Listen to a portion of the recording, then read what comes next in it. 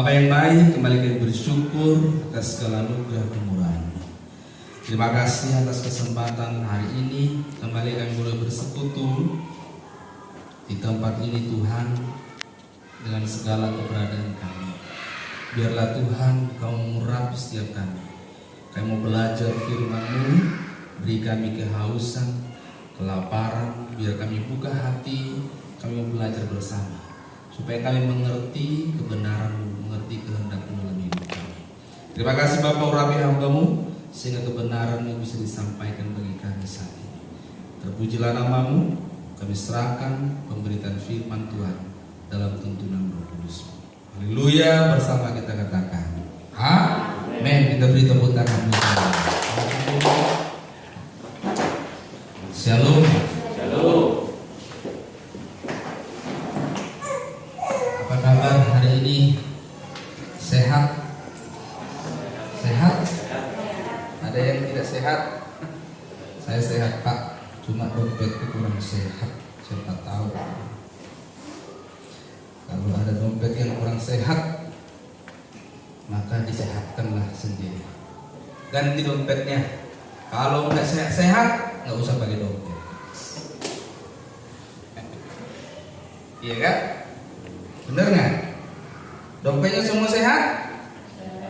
Yang bener. Oh, jawabnya nggak semangat. Dompetnya sehat? Atau ada dompet yang kurang sehat? Kalau dompetnya kurang sehat, nanti beli dompet yang sehat. Ya, karena di dalam dompet yang sehat kan hanya orang begitu. Katanya di dalam tubuh yang sehat terdapat jiwa yang sehat. Padahal faktanya kagak. Banyak orang di dalam dompet yang sehat terdapat jiwa yang sehat. Banyak orang sekarang kalau dompetnya nggak sehat, wah jiwanya miring. Iya kan? Iya saudara. Saya nggak tahu ya ukuran dompet sehat itu apa ya. Yang saya tahu saudaraku, kalau ada orang kesehatannya tergantung dompetnya, maka itu saudaraku perlu diapain saudara? Hah? Perlu dipertanyakan saudara. Banyak orang tuh kalau dompetnya nggak sehat. Nah, saya nggak tahu ya ukuran dompet sehat itu apa. Apakah dia nggak sobek? Saya pernah saudaraku lihat dompet orang sobek tapi zina nunu jubilah. Tapi dompet saya itu bagus terus licin. Karena jarang dibuka, nggak ada yang mau buka juga. Ya, kali kalau dibuka gitu ya, mau isi nik gitu. Terus apa lagi, saudaraku? Terus apa lagi, saudara? Kalau ngurus, kalau yang kerja ngurus apa? BPJS. Apa lagi? Iya. Tapi ada orang, kamu dompetnya itu jelek banget tuh, tapi isinya itu loh. Emang nggak kasihan duitnya? Emang duitnya karena suka dompet yang sobek-sobek gitu. Karena dulu dia pernah kata dompetnya bagus, nggak ada isinya. Ya, makanya isi dompet itu nggak tergantung bagus atau tidak. Amin. Itu sudah. Seperti orang kalau punya barang bagus nggak pernah dipakai. Seperti dulu teman saya ada begitu. Ada musim sendal, selalu bercerita belum? Musim sendal, baru-baru dulu sendal apa tuh Kelvin yang itu di sini terus di sini. Wah, kalau ada dulu orang punya sendal itu atau saya SMP, wah itu udah luar biasa. Dia beli saudaraku, nggak dipakai, disimpan. Saya bilang, kok mana sendal kok? Kok nggak dipakai? Sayang. Jadi katanya itu karena bagus sendalnya, sayang dipakai. Ya, ada orang begitu. Duitnya juga kalau bagus sayang dipakai. Tapi kalau 2000 sering dipakai ya, benar nggak? Makanya duit yang perselingkuhan itu ditambah. Duit 2.000, jarang licin. Tapi yang licin itu saudara tahu, yang merah itu licin-licin, karena jangan disentuh. Iya kan? Iya, pasti dia lurus-lurus. Tapi kalau yang 2.000 itu udah nggak berbentuk ya. Iya, karena sering dipergunakan. Ya, maka saudara, kita harus sering-sering menggunakan uang kita supaya jangan ada yang licin. Amin. Ya, oke, baik. Bapak Ibu Saudaraku yang dikasihi Tuhan, hari ini kita ingin belajar kebenaran firman Tuhan. Banyak orang, saudaraku, taatnya itu bukan di hadapan Tuhan. Taatnya di mana dong? Taatnya hanya saat-saat tertentu, di mana dia berpikir dia tidak malu. Kalau saya berbuat salah ini, tidak malu, tidak takut. Jadi taatnya itu pilihan opsional, terkadang tidak selalu. Ya, makanya banyak orang tidak bisa ikut Tuhan di mana saja. Banyak orang itu ikut Tuhan tidak bisa di mana saja. Kenapa? Karena taatnya tidak di hadapan Tuhan. Kalau orang taat di hadapan Tuhan, dia harus mengerti bahwa Tuhan ada di mana saja. Amin. Kolose pasal yang ketiga, ayatnya ke-23 sampai 24. Kolose pasal 3 ayat 23 sampai 24. Kalau sudah ketemu Bapak Ibu, kita baca bersama-sama. Kita bangkit berdiri, kita baca sama-sama. Supaya sama-sama berdiri. Kolose pasal 3 ayat 23 sampai 24. Demikian firman Tuhan. 1, 2, 3. Ya. Apapun juga yang kamu perbuat, perbuatlah dengan segenap hati, seperti untuk Tuhan, bukan untuk manusia. Kamu tahu bahwa dari Tuhanlah kamu akan menerima bagian yang ditentukan bagimu sebagai upah. Kristus adalah Tuhan dan kamu hamba-Nya. Silakan dulu. Apapun saja yang kamu perbuat, perbuatlah dengan segenap hatimu seperti untuk Tuhan, bukan untuk manusia. Manusia itu di mana saja pasti melakukan sesuatu. Manusia itu di mana saja pasti melakukan sesuatu. Entahkah itu bicaranya, entahkah itu tindakannya. Pokoknya manusia di mana saja, kapan saja pasti sedang melakukan sesuatu atau sedang berbuat sesuatu. Nah, ayat ini berkata, apapun juga yang kamu perbuat, perbuatlah seperti untuk Tuhan. Artinya apa? Kamu dimanapun, di kapanpun, di mana saja, kamu harus menyadari bahwa di situ ada Tuhan, di mana semua yang kamu lakukan harus untuk Dia. Kita harus menyadari bahwa tidak ada satu ruang pun di mana Allah tidak ada di jagat raya ini. Karena Allah yang agung, Allah yang luar biasa, Allah yang besar, memenuhi seluruh jagat raya. Jadi tidak ada tempat di mana Dia tidak ada. Maka dimanapun kita berada, dimanapun kita melakukan sesuatu, seluruh tindakan perbuatan kita haruslah untuk Tuhan. Kalau untuk Tuhan berarti harus berkenan kepada Tuhan. Nah itu saudara, ketaatan banyak orang bukan untuk Tuhan. Kenapa saudaraku? Kita harus memahami bahwa Tuhan ada di mana saja. Tuhan ada di mana saja enggak? Atau hanya di sini saja? Tuhan ada di mana saja.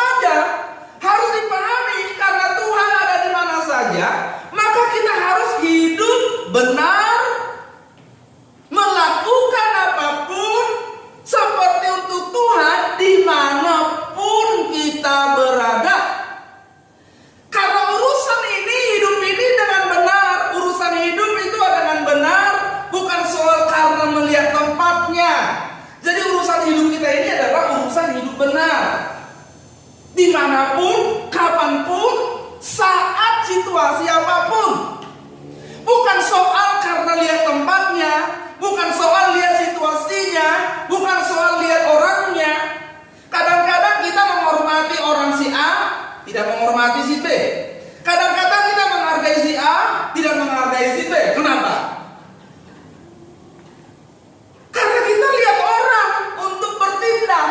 Kadang-kadang kita bisa memaafkan si A, tidak bisa memaafkan si B. Kadang-kadang kita bisa baik sama si A, tidak bisa baik sama si B. Kenapa? Karena kita lihat orangnya. Kadang-kadang situasi A bisa benar, situasi B enggak. Kenapa? Karena lihat situasi, tergantung situasi, tergantung masalahnya. Loh, kenapa kamu kok jadi begini? Kemarin nggak begitu, ini lain tempatnya, Pak. Loh, kenapa kamu begini? Kemarin nggak begitu, situasinya lain, Pak. Kemarin kamu lampu merah nggak langgar, kamu berhenti. Kok sekarang kamu nabrak lampu merah kok jalan terus? Iya Pak, ini situasinya lain. Situasinya apa? Kemarin nggak buru-buru Pak, sekarang buru-buru. Iya. Siapa di sini kalau lihat lampu merah cari polisi? Hah? Udah jelas loh. Lampu merah jelas peraturannya, berhenti. Lampu kuning kan nggak tahu kan? Lampu kuning apa? Slow. Benar nggak? Kenapa? Lampu kuning itu ada dua. Kalau kamu lagi cepat, karena dia mau ke lampu, bisa kuning ke lampu merah, kuning ke lampu hijau. Jadi itu maksudnya pertanda hati-hati. Kalau menuju ke lampu merah, kamu rem karena akan berhenti. Kalau dia menuju lampu hijau, kamu mulai jalan. Tapi jangan dulu karena masih kuning. Tahu? Tapi kalau di Indonesia enggak. Nih kan, kuning habis lampu merah nih. Dia kok kuning makin ditancap. Kenapa? Keburu merah.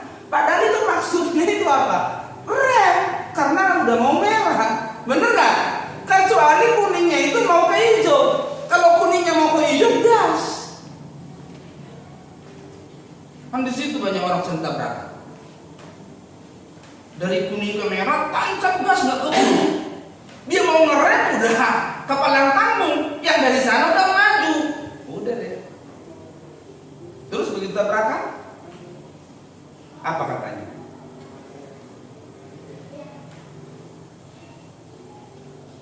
Jadi kalau lihat lampu merah, lihat lampunya. Amin. Kalau kurang jelas, periksa ke dokter. Itu merah bukan? Jangan lampu merah ada polisi kan?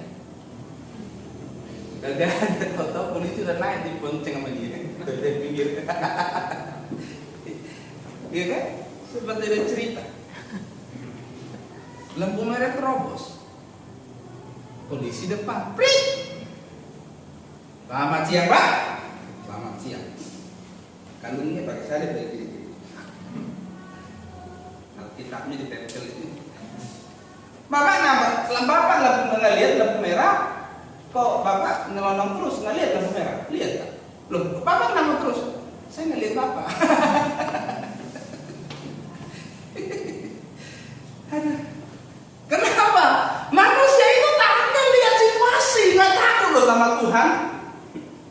Bener nggak? Tuhan ada di mana saja. Jadi waktu keadaan begitu, kita connect sama siapa? Sama Tuhan. Boleh nggak nih? Kadang-kadang kalau sudah terbiasa kita hidup taat, tak perlu kita tanya, oh, ini salah pasti, langsung diingatin. Nggak boleh. Oh itu nggak boleh. Roh Kudus ingatin kita. Kenapa? Karena kita terbiasa memperkarakan hati nurani kita dengan Tuhan. Kita tahu kadang-kadang kita begini loh, tapi kan ini dipersulit Pak. Katanya gimana Pak? Cari jalannya, cari caranya. Walaupun sulit,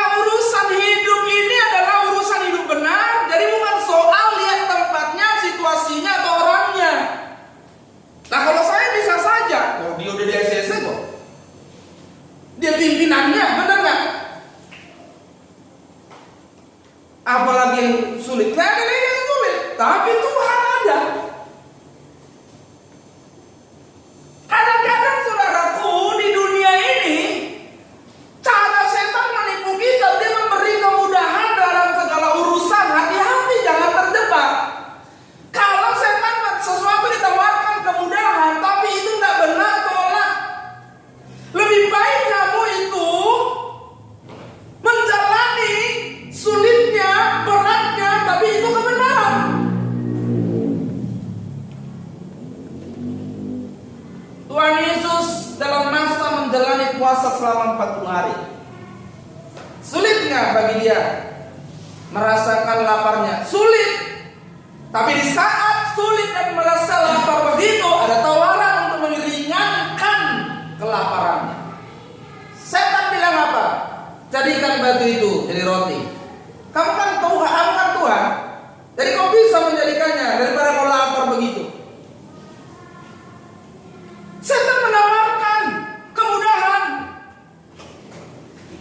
Tetapi kalau yang ditawarkan kemudahan keluar dari kebenaran, itu menjadi salah, membuat kita tak berkenan kepada Tuhan, tolak. Amin. Apapun. Situasi, tempat, dan orang-orang bisa berganti, tapi Tuhan tidak pernah ganti. Amin. Jadi kalau taat kita kepada Tuhan, taat kita itu tetap nggak lihat orang, nggak lihat situasi, nggak lihat tempat, nggak bergantung sama orang. Kalau kau mau jadi baik, jangan karena orang. Kalau kau mau jadi baik, jangan karena situasi, tapi karena Tuhan. Situasi bisa berganti, musim bisa berganti, tetanggamu bisa berganti, temanmu bisa ganti, tapi Tuhan tidak pernah berganti. Kalau Tuhan tidak pernah berganti, taatmu karena Tuhan, maka apapun yang terjadi, ketaatanmu tidak akan pernah berubah. Amin. Jangan pernah lihat orang untuk melakukan kebenaran. Dia nggak bikin, aku juga Kamu nggak tahu masalah orang itu. Dia nggak gereja, aku juga Kamu nggak tahu masalah orang itu. Siapa tahu tadi pagi dia habis makan nanas sakit perut. Kamu kan nggak habis makan nanas. Kalau kamu makan nanas mungkin nggak sakit perut. Siapa tahu ada masalah lain. Masing-masing kita harus memperkarakan diri kita dengan Tuhan.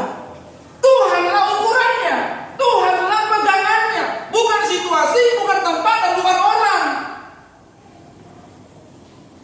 Kalau mau jadi baik, Pak, jangan lihat orang. Amin. Kamu harus jadi baik sekalipun sekelilingmu semua jahat. Kalau mau membantu, menolong, jangan lihat orang, jangan lihat situasi. Kamu memang punya tanggung jawab. Kamu mampu menjalankan tanggung jawab itu, lakukan tanpa melihat situasi, tanpa melihat orang lain, tanpa melihat tempatnya. Kalau memang itu bagianmu, lakukan karena Tuhan.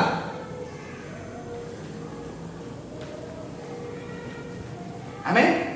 Kenapa kita sering kenapa ada banyak orang nggak jadi baik? Kenapa? Karena orang lain. Makanya lihat, kamu tahu nggak kenapa saya begini? Kata istrinya. Enggak, gara-gara kamu. Dia bilang sama suami. Suami bilang begini, kamu tahu nggak saya kenapa jadi jahat begini? Gara-gara kamu. Lain orang kan baiknya bukan karena Tuhan. Hidup bukan untuk Tuhan. Melakukan apapun bukan karena Tuhan. Kamu baik, kamu menghargai, kamu sopan, bicaramu baik. Karena siapa? Karena Tuhan, bukan karena siapa-siapa. Tuhan tidak pernah berubah, tidak pernah berganti. Kebaikanmu, ketaatanmu tidak pernah berubah. Jadi kalau kita mau taat di hadapan Tuhan, maka seharusnya kita akan menjadi orang yang taat kapanpun. Amin. Dimanapun. Amin. Dengan siapapun.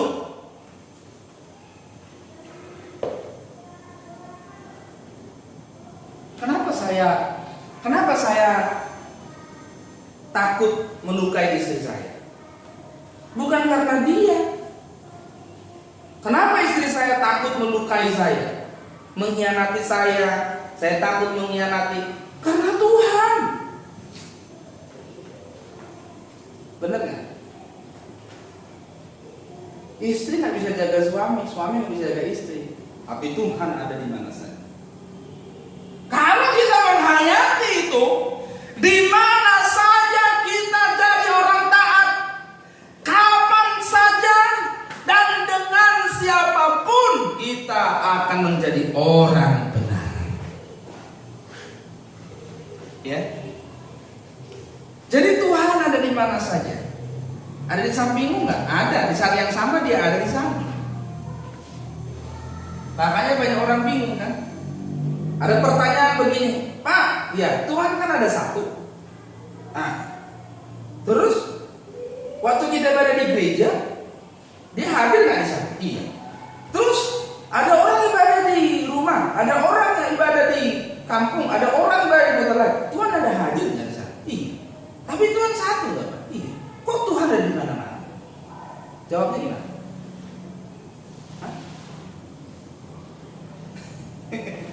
Jawabnya gimana? Kalau ada pertanyaan begitu, itu orangnya polos. Maksudnya polos agak bodoh dikit.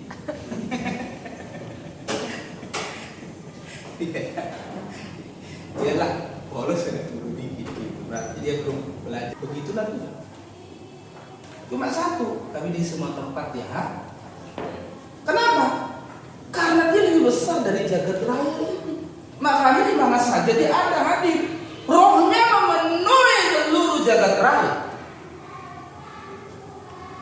Jadi kalau kita mau taat di hadapan Tuhan, maka seharusnya kita akan menjadi orang yang taat kapanpun, dimanapun, dengan siapapun. Sulitnya taat itu kenapa, Pak? Karena kita sering tidak merasakan kehadiran Tuhan. Ada saya, cuma ada saya, ada orang, atau cuma ada saya, nggak ada siapapun. Ketaatan harus karena Tuhan, bukan karena yang lain. Ada banyak orang ketaatannya tidak tetap. Kenapa? Karena ukurannya bukan Tuhan.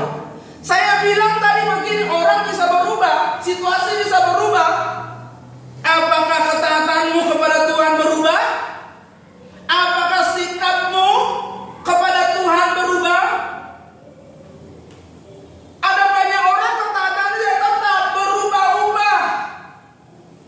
Ukurannya bukan Tuhan.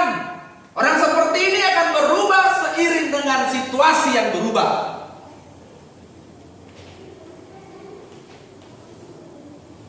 Taatnya itu pilihan, opsional, memilih-milih. Lihat orangnya, lihat situasinya, lihat keadaannya. Jadi kalau dia mau baik, tar dulu. Wah, susah kalau begitu. Dia pakai perasaannya untuk melakukan kebenaran. Kalau sudah pakai perasaan melakukan kebenaran, itu perasaanmu yang kamu pakai, bukan kebenaran.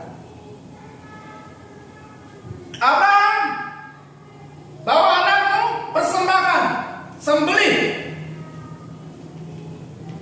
Abraham jawab apa? Jawab apa Abraham? Iya. Abraham punya perasaan nggak? Punya.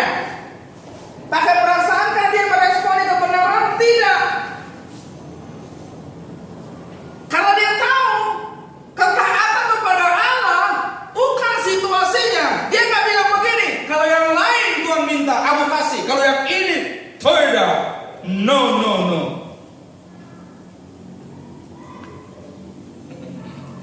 Kamu 20.000 masih aku kasih. Tapi kalau 2 juta, entar dulu.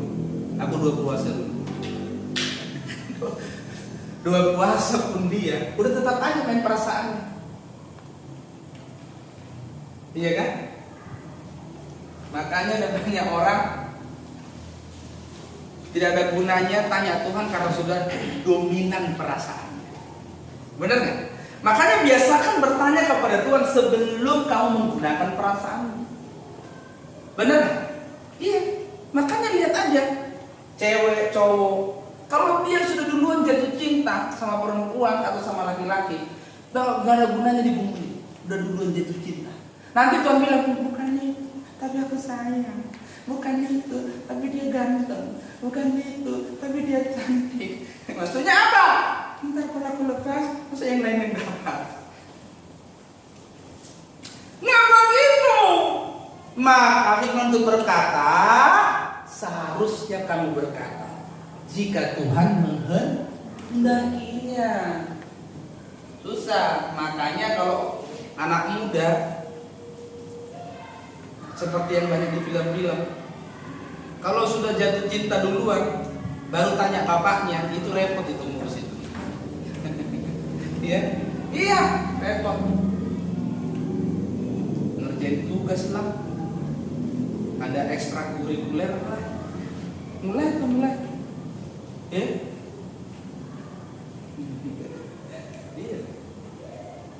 Ada urusan lah.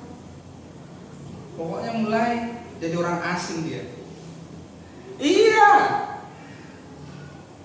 Jadi kita taatnya itu jangan milih-milih.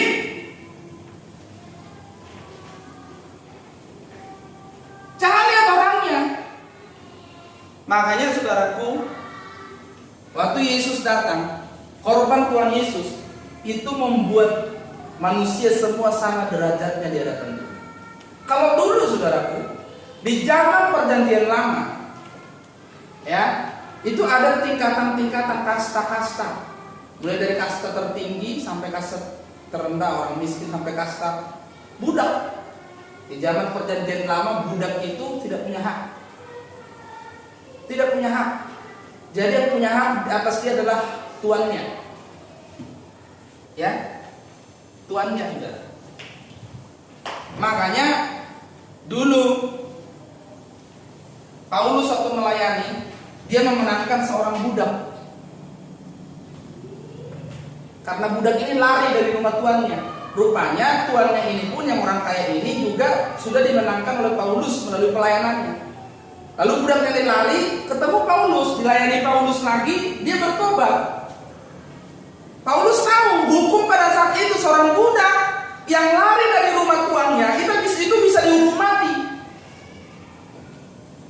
Konsekuensinya bisa dihukum mati. Kalau tuannya bilang hukum mati, tidak ada yang protes karena hukumnya begitu, peraturannya begitu. Paulus tahu hukum itu, lalu dia menulis surat kepada tuannya ini supaya dia menerima kembali yang tadinya budaknya ini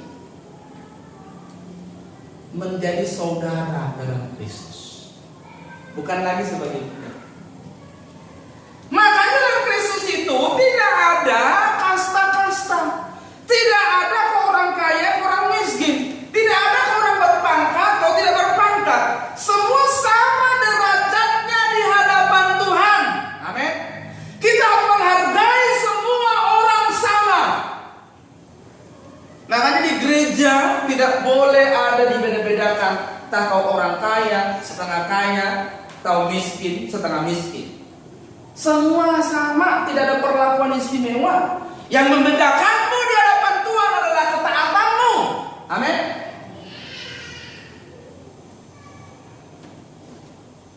Tidak boleh, saudara. Kalau ada orang pemberiannya lebih besar lalu lebih dihormati, itu salah. Salah. Kenapa kau memberi lebih besar? Karena memang kau diberi lebih besar. Benar nggak? Kenapa orang memberi sedikit, ya dia diberi sedikit. Dan kalau orang pun diberi itu lebih besar, kalau dia nggak beri besar, itu urusanmu dengan Tuhan. Nanti kau juga bertanggung jawab kepada Tuhan. Tetapi urusan menghormati orang tidak boleh diukur dari hal itu.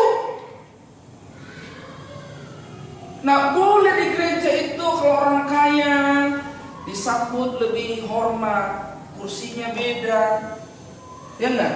Orang kaya boleh duduk depan, orang miskin di belakang, enggak? Di sini di mana saya kau duduk boleh. Amin, amin. Apalagi di situ boleh, biar saya ke situ. Jadi kita jelaskan dari awal. Amin. Tidak ada penghormatan yang berbeda di sini. Siapapun dihormati sama dan diperlakukan sama. Ya, karena Tuhan yang sama tidak membeda-bedakan orang. Amin. Pilihlah taat. Taatnya itu bukan taatnya kalau orang situasional ini milih-milih, taatnya bukan dari hati, tapi hanya luarnya saja. Ini ketaatan yang sia-sia, bukan dari hati, tidak dari segenap hati, motifnya nggak benar. Sia-sia ketaatannya. Kenapa? Karena bukan untuk Tuhan. Karena Tuhan melihat hati. Pilihlah taat kepada Tuhan. Ketika hidup kita hidup dengan benar sesuai dengan apa yang Tuhan mau. Belum tentu semua orang setuju.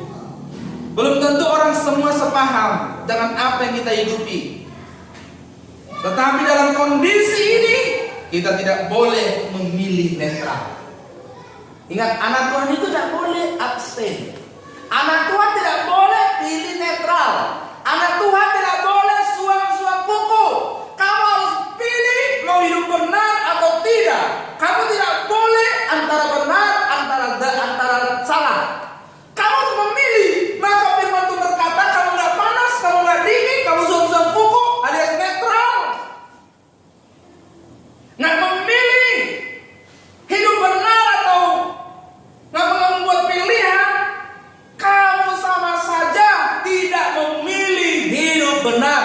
Orang yang suam-suam kuku, kata firman Tuhan, akan aku muntahkan. Jadi kalau orang tidak memilih hidup benar, pasti dia salah. Kalau orang suam-suam kuku, itu pilihan yang salah. Kalau orang netral, itu pilihan yang salah. Kenapa? Karena suam-suam kuku itu pun pilihan. Dan di mata Tuhan, tidak memilih benar, salah dalam tindakanmu ikut Tuhan, itu adalah pilihan yang salah. Jadi hendaknya kita memilih mau ikut Tuhan sungguh-sungguh. Kalau tidak, kamu bilang, aku biasa saja, Pak. Saya mau kasih tahu, orang Kristen itu nggak bisa biasa. Kamu itu umat pilihan. Umat pilihan itu diproyeksikan tidak biasa. Maka perjuangan itu nggak boleh biasa. Hidup itu nggak boleh biasa. Tindakan tidak boleh biasa. Perbuatan tidak boleh biasa. Karakter tidak boleh biasa. Karena kita umat pilihan, dipilih, diususkan. Tidak boleh sama seperti orang yang non umat pilihan. Jadi kalau orang Kristen konsekuensinya apa? Jadi luar biasa. Jadi luar biasa dalam kelakuan. Jika hidup keagamaanmu tidak lebih baik dari ahli Taurat dan orang Farisi, kamu tidak layak dan masuk dalam kerajaan Allah. Yesus bicara sama siapa? Yesus bicara pada pengikutnya. Ahli Taurat, orang Farisi itu siapa? Para pakar dan para penggiat, orang-orang yang taat kepada hukum Taurat. Hukum Taurat itu apa? 10 perintah Allah. 10 perintah Allah itu dikembangkan menjadi 613 aturan. Makanya saudaraku, kalau baca Alkitab, itulah dari 10 perintah yang diterima oleh Musa, itu dikembangkan menjadi, dibagi-bagikan lagi semua menjadi 613 aturan di Perjanjian Lama. Dari 10 itu orang Farisi, ahli Taurat, para penggiat itu. Jadi ketika itu ulama-ulama yang dikenal para pelaku hukum Taurat. Lalu waktu Yesus ditanya, apa hukum yang terutama? Dari 613 itu, Yesus simpulkan cuma 2. Apa itu? Kasihilah Tuhan Allahmu dengan segenap hatimu, dengan segenap jiwamu, segenap akal budimu. Dan hukum yang kedua yang sama dengan itu, kasihlah sesama manusia seperti dirimu sendiri. Jadi simpel kan? Tapi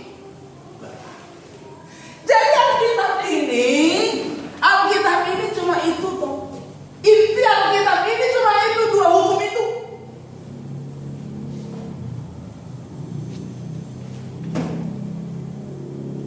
Orang Kristen harus hidup luar biasa. Kamu tidak boleh sama seperti yang lain. Kamu tidak boleh sama seperti orang dunia. Harus memilih untuk luar biasa. Maka kita mulai belajar, saudara. Saya juga banyak belajar, saudara. Saya juga dulu bukan orang yang tidak gampang marah. Saya juga dulu gampang marah, saudara. Saya juga dulu gampang jatuh dalam dosa. Berjuang terus. Saya juga dulu orang yang tidak bisa memelihara menjaga bicara. Bagaimana kita bicara supaya bicara kita kudus, ya? Candaan kita kudus. Walau kalau saya dulu sebelum bertobat, candaan saya itu lucu memang, tapi setengah dewa. Kalau sekarang harus pilih, hati-hati. Apalagi sekarang zaman informasi terbuka, semua bisa jadi tempat, jadi alat setan. Kita harus jadi orang luar biasa. Kalau kamu nggak menggunakan semua yang Tuhan percayakan bagimu untuk hormat kemuliaan bagi Dia, kamu pasti gunakan untuk oknum yang satunya. Kamu nggak bisa bilang begini, tapi ini nggak salah Tuhan. Pertanyaannya begini, kamu gunakan untuk Tuhan atau tidak? Di luar itu berarti meleset. Meleset itu apa? Hamartia. Hamartia itu apa? Dosa. Itu orang Kristen. Tidak boleh meleset. Perjuangan kita itu kalau hari ini masih meleset, ya udah berjuang terus. Jadi jangan cuma kupu, harus memilih taat kepada Tuhan. Ketaatan harus dari hati. Melakukan sesuatu bisa bicara dua hal. Satu, tindakan, kelihatan dan dapat dinilai oleh manusia. Ya tahu? Dapat dinilai, biasanya manusia lebih suka menampilkan yang ini. Ya enggak? Shalom. Hatimu aku nggak tahu. Ya enggak?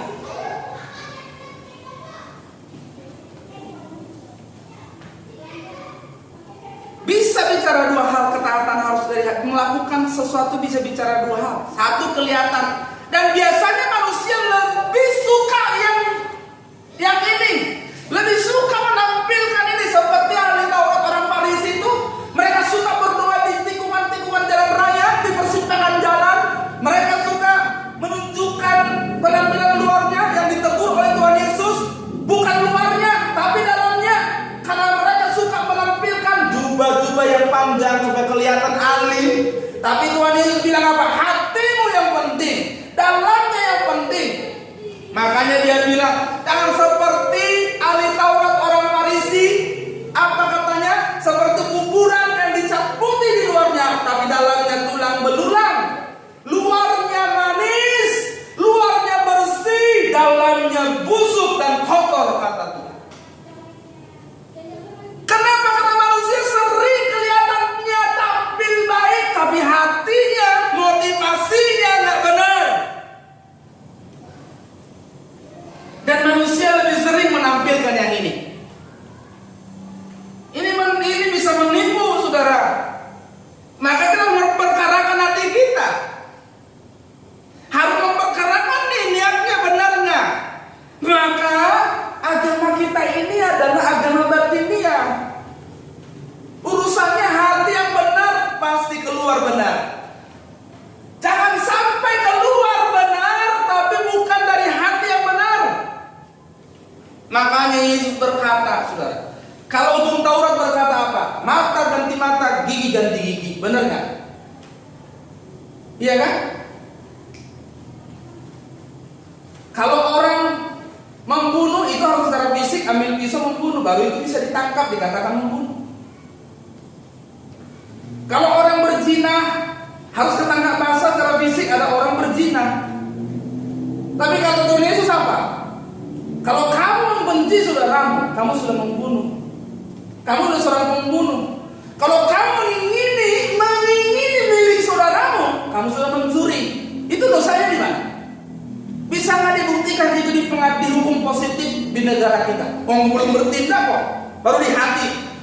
Hukum tidak bisa mengadili hati, tetapi Allah akan mengadili hati. Kenapa?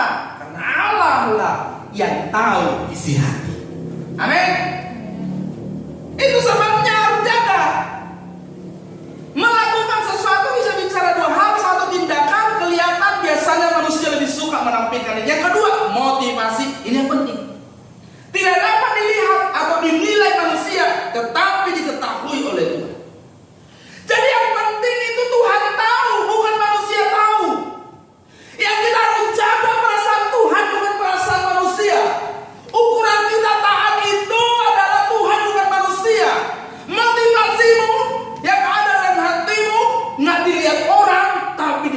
Tuhan. Motivasi orang tak dapat dilihat atau dinilai manusia, tapi diketahui oleh Tuhan. Dan banyak manusia terjebak dengan yang ini. Kenapa? Karena tersembunyi bagi manusia, tapi tidak tersembunyi bagi Tuhan, coy. Sebab tidak ada yang tersembunyi bagi Tuhan. Amin. Dia tahu, makanya saudara, nanti Tuhan menyelidiki hati dan mengadilinya. Dalam ayat Kolose pasal yang ketiga itu tadi ada kata ditekankan segenap hati. Ya. Karena ada banyak orang melakukan sesuatu ataupun melayani memiliki motivasi yang tersembunyi. Supaya dipuji manusia, tetapi justru tidak berkenan kepada Tuhan. Maka nantikanlah pujian dari Tuhan. Kalau orang benar, kamu baik, pasti dipuji. Tapi ada loh orang nggak benar, kamu sudah baik pun nggak dipuji. Benar nggak? Bahkan ada orang baik pun tetap aja dicaci, tetap aja salah, tetap aja diomongin. Udah baik, itu nggak soal. Motivasimu harus benar, karena itulah sumbernya. Segenap hati, tidak ada yang tersisa. Semua kamu lakukan untuk Tuhan. Motivasimu harus benar dari segenap hatimu, memang benar, tanpa mengosongkan diri, tanpa menyangkal diri, tanpa melepaskan hak. Kita tidak akan bisa taat dengan benar. Itu sebabnya kita belajar kepada Yesus yang mengosongkan diri, juga Paulus yang mengosongkan diri. Paulus satu-satunya rasul yang berani berkata sampai 2 kali, ikutilah teladanku. Tidak ada rasul lain yang berani berkata begitu.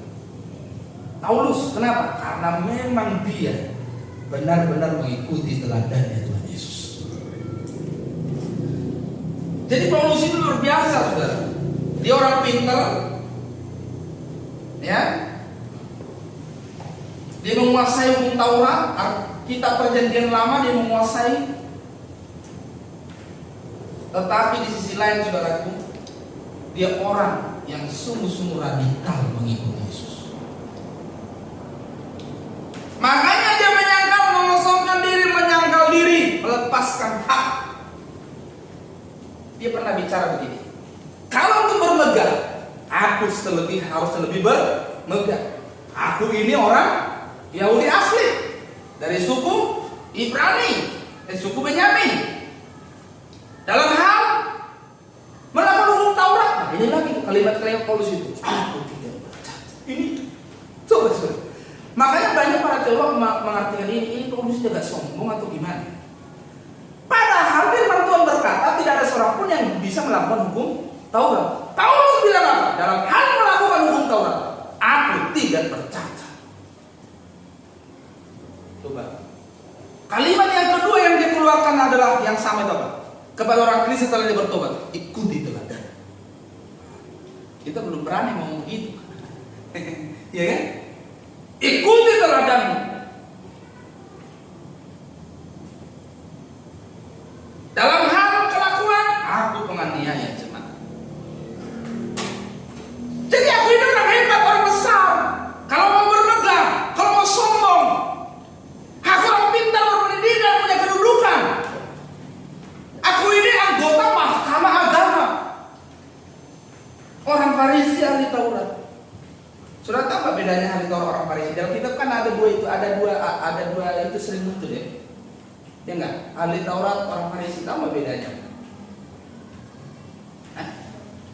Nggak tahu kan? Tuh. Kita mau bilang, ahli Taurat, orang Farisi. Ahli Taurat itu dan orang Farisi itu sebenarnya secara lembaga itu musuhan, nggak temenan. Karena ahli Taurat itu, mereka itu fokus kepada memperdalam, meneliti hukum Taurat. Jadi mereka orang pinter, ya, yang fokus meneliti. Makanya mereka yang menghitung huruf bukan cuma kata juga. Mereka menghitung huruf Alkitab ini. Jadi tahu jumlah hurufnya. Mereka fokus kepada pintar mempelajari, memperdalam. Tapi ahli Farisi apa? Orang Farisi apa? Mereka itu fokusnya melihat kelakuan. Pokoknya mereka fokusnya itu memamerkan tindakan-tindakan, melihat, menyelidiki kelakuan. Ya. Makanya mereka fokus pada tampilan. Nah, Paulus itu ada di dua itu. Dia juga ahli Taurat, dia juga orang Farisi. Nah, mereka ini dua kelompok ini musuhan, nggak temenan sebenarnya. Tapi gara-gara menyalibkan Yesus, mereka kerjasama. Jadi mereka itu kerjasama hanya karena untuk menyalibkan Tuhan Yesus. Ya, jadi nggak heran ya sekarang kalau ada partai politik, dia serang-serangan, wah kamu begini, wah kamu begini, ujung-ujungnya saudaraku, nanti mau pilpres kemana? Untuk menyingkirkan lawan politik. Udah dari dulu begitu, ya, udah dari dulu pokoknya. Makanya sekarang ada istilah, pokoknya pertemanan dalam politik itu nggak ada yang abadi. Dulu juga begitu. Demi sebuah tujuan, nggak apa-apa temanan dulu. Nanti pecah kongsi lagi nggak apa-apa. Dari dulu sudah. Ya, makanya kita harus sungguh-sungguh. Kapanpun dan dimanapun, karena Tuhan tetap sama kapanpun dan ada di manapun. Amin. Jadi bapak-bapak, Tuhan ada di tempat kerjaan.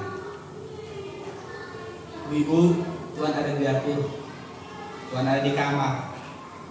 Tuhan ada di belakang, di kamar mandi, di bak rendang kayu juga Tuhan ada. Iya kan? Iya. Di pasar lagi belanja ikan juga Tuhan ada. Kalau sisa, kalau yang punya jualan kasih kembalian kelebihan, Tuhan juga ada di situ. Kembalikan. Amin. Ya. Sikapmu, bicaramu, jaga, Tuhan ada di situ. Sebagai anak Tuhan, ketaatanmu kepada Tuhan harus dengan segenap hati, bukan karena terpaksa, bukan dibuat-buat atau palsu yang sewaktu-waktu bisa berubah. Harus permanen. Yang bisa berubah-ubah itu situasi, yang bisa berubah itu manusia, yang bisa berubah itu tempat. Tapi Tuhan itu permanen. Kalau dasar ketaatanmu Tuhan, ketaatanmu pun, hidup yang benar pun pasti permanen. Sebagai anak Tuhan, situasi boleh berubah, tempat boleh berubah. Apalagi kita yang ngontrak itu, besok bisa pindah. Tetangga bisa berubah lagi kan? Kalau hari tetangga baik, besok pindah, belum tentu tetangga baik. Atau rumah kita udah permanen, bisa saja rumah tetangga kita dibeli orang, tetangganya galak. Wah dulu kok aman di sini nggak ada ribut ya? Itu gara-gara kehadiran dia tuh. Mau monster kayak hadir, mau gorila kayak hadir, tetap kok aman. Amin. Pelihara dan sejahtera. Ya, itu tetangga kami saudaraku, samping rumah itu bola-balik ganti orang situ. Dan kebetulan semua tukang berantem. Cuma kami saja yang pernah berantem di sini. Yang lain semua sudah. Baik depan, baik samping. Kenapa? Ya kita jaga. Bukannya nggak dipancing, bukannya nggak, wah terlalu banyak pancingan. Kita nggak mau. Kita tetap jadi orang yang sama karena yang kita hargai dan yang kita jaga adalah Tuhan. Amin. Wah apalagi yang terakhir parah sama anak-anaknya juga semua. Wah kalau saya orang yang dulu, untung saya sudah orang yang sekarang. Wah malah anak-anak saya yang sebegitu aja udah. Kita harus berbeda. Amin. Iya. Kita kan memang agak merasa ini orang anggap saya nggak sih? Enggak diinjak-injak begini saya. Kadang-kadang saya tanya, kamu kan pendeta, masa digituin? Kok justru karena pendeta kata Tuhan kan? Makin mau digituin. Iya. Wah semua itu. Jadi tinggal kita sisa. Sekarang malah dekat. Ya, jadi jangan karena situasi boleh berubah, tempat boleh berubah, waktu boleh berubah, manusia boleh berubah, boleh berganti, tapi Tuhan tetaplah satu dan tidak pernah berubah. Itu artinya kalau taatmu di hadapan Tuhan, maka taatmu tidak akan pernah berubah-ubah. Amin. Jadilah emas dimanapun, sekalipun kau dibuang ke got tetaplah jadi permata, tetaplah jadi emas. Sekalipun kau dijepit pintu, tetaplah bunyinya bunyi emas. Jangan kalau kau disimpan di kota, emasnya bilang begini, kalau kau dijepit pintu, tetap jadi emas nggak? Jadi emas. Kan ada emas kalau kau dijepit pintu jadi kemiri. Dimanapun tetap jadi emas. Maksudnya apa? Karaktermu tetap sama, karena kau hormati, yang kau jagalah Tuhan. Jadi taatlah di hadapan Tuhan, bukan di hadapan siapapun. Amin. Kita berikan tepuk tangan.